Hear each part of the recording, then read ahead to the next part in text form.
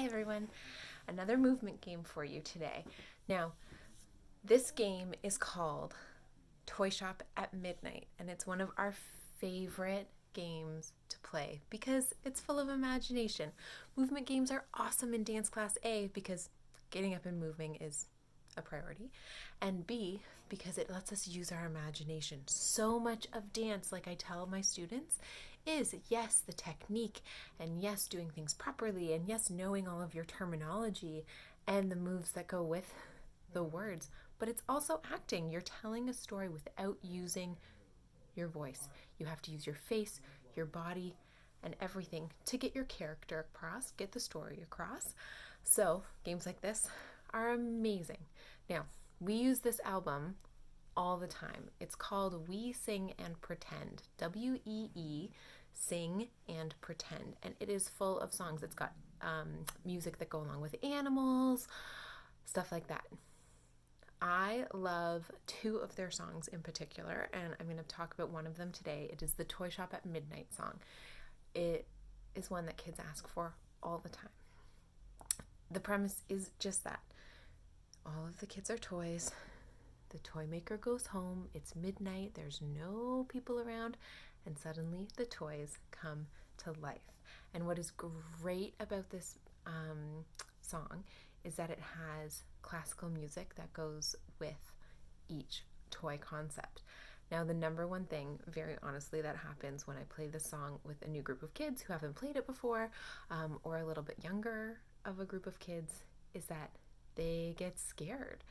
The music can be a little bit ominous. They don't necessarily hear classical music, especially kind of dark classical music. So I have kids look at me like, whoa, this is scary. And as soon as they start dancing and acting, they're fine. But it is a talk of like, this is classical music. This is what ballerinas dance to. This is what ballet dancers dance to. All kind of dancers use this music because their bodies tell the story along with the music, right? So give it a listen and make sure you're up and moving with them because that helps. It goes through all kinds of different toys. I'm going to give you some suggestions for each of the toys and then you can play it yourself. Now, much like our other movement games, there are rules that go with this. The toys can't talk. There's no talking allowed. So when you're a robot, you're not saying, I am a robot and hello, how are you? You're waving, but you're not talking. The second rule is, of course, stay within the boundaries of the room. None of these toys run. Running is discouraged just for safety. Skipping, galloping, all of that kind of stuff is great for gross motor movement. Running can get out of hand pretty quickly. And those are the only rules for this game. Otherwise, you have to listen and follow along. So the first toy is a wooden soldier or a tin soldier. And for this one, encourage swinging your arms and those nice high knees when you're marching, lifting your knees up nice and high, straight body, tall body, they wouldn't move. Then it gets into a floppy rag doll. Now the rag doll, I always tell kids, this is your moment. This is the time that you're allowed to dance with what I call spaghetti arms, floppy, noodly arms. The rag doll has no bones, just muscles and skin, and you can flop your arms around. I usually bring my arms up into the air and then down to the ground and up and flop down, and you can really pull your body up and then release it and let it flop down. Kids will follow your lead. So it's a nice way to kind of guide that around. Then it is twirling like a ballerina doll.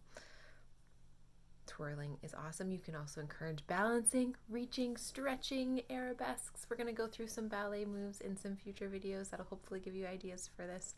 Twirling is lots of fun. Encourage twirling and stopping, twirling the other way, twirling and reaching. Then it gets into a robot, which is a lot of fun. Tell kids while they're doing it to consider how a robot would move their legs or their body or their head or greet another robot.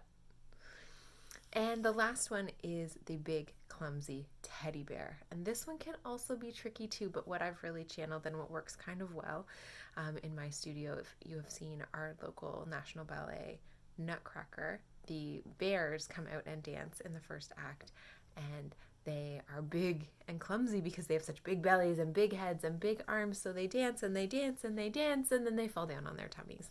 And that's what I really encourage kids to do, is dance and dance. And oh no, you're so clumsy. And you fall down and you get back up and you do it again. And then the sun will start rising and the toy maker will come back. And you have to go back to your spot and freeze. Don't move a muscle. This is a game, it's a couple minutes long. Again, you can play it over and over. You can have different people pretend to be the toy maker. You can have different people pretend to be different toys.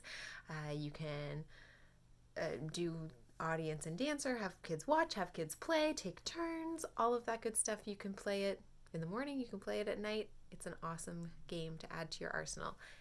In the video description will be a link to the song on Spotify and on YouTube. I use Spotify for all of my music. I know the full album is there, and I'll look for it on Google Play and things like that for you too. I hope that this helps. I hope you have a great time dancing at home, and tomorrow I am going to give you instructions for another We Sing and Pretend game.